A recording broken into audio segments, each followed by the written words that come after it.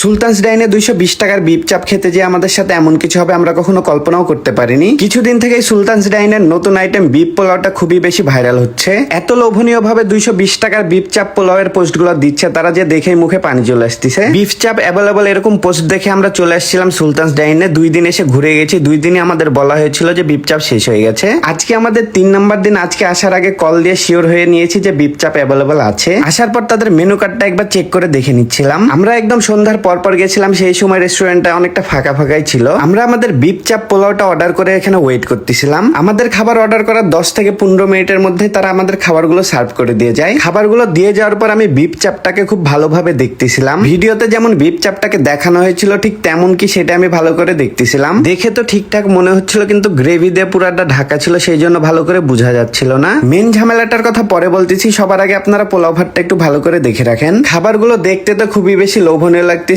আর এটা থেকে খুব সুন্দর একটা অ্যারোমাও বের হচ্ছিল। আমাদের 2টা বিপ চাপ একটা প্লেটে সার্ভ করা হয়েছিল। ফার্স্টে আপু এখানে একটা বিপ চাপ তুলে নেয়, তারপর রাইস গুলো ঢেলে নিচ্ছিল। আর রাইসের কোয়ান্টিটিটা একটু খেয়াল রাখেন। আপু এখানে খাওয়া শুরু করে দিয়েছিল, আর আমার সত্যি কথা বলতে গেলে মুখ দিয়ে পানি চলে আসতেছিল। বেশি দেরি না করে আমিও শুরু করে দিয়েছিলাম। দেখে মনে হচ্ছিল বেশ বড় সাইজের এখানে একটা চাপ রয়েছে। পোলাও গুলো আমি প্লেটে ঢেলে নিচ্ছিলাম, কিন্তু পোলাওয়ের কোয়ান্টিটি দেখে আমি পুরাই ডিসঅ্যাপয়েন্টেড। বিফ চাপটা তুলে আমি প্লেটে নিচ্ছিলাম, কিন্তু এটা পুরাটা ভেঙে যাচ্ছিল। আমি ভেবেছিলাম বেশ বড় সাইজের এখানে একটা বিফ চাপ দেওয়া হয়েছে, কিন্তু আমি পুরাই অবাক হয়ে গেছিলাম। বিফ চাপটার সাইজটা বড় এটা আমি মানলাম, কিন্তু এখানে 70% হাড্ডি ছিল। সার্ভ করার সময় গ্রেভি দিয়ে একদম ঢাকা থাকে, আপনারা চাইলেও হাড্ডির সাইজটা অনুমান করতে পারবেন না। যেটা দেখতে পাচ্ছেন এটা পুরাটা একটা চাপ, কিন্তু মাংসগুলো খুলে চলে আসছে। মাংসে হাত দেওয়ার সাথে সাথে এখানে ভেঙে চলে আসতেছিল। আর আমি ফার্স্টে এটা টেস্ট করে দেখতেছিলাম এটা স্বাদটা কেমন। স্বাদের কথা পরে বলতেছি, আগে এই মাংসগুলো দেখেন একটু। মাংসগুলোতে হাত দেওয়ার সাথে সাথে একদম ঝুরঝুরা হয়ে ভেঙে চলে আসতেছিল। মাংসগুলো একদম খুব ভালোভাবে সিদ্ধ হয়েছিল, যেটা সবারই ভালো লাগবে।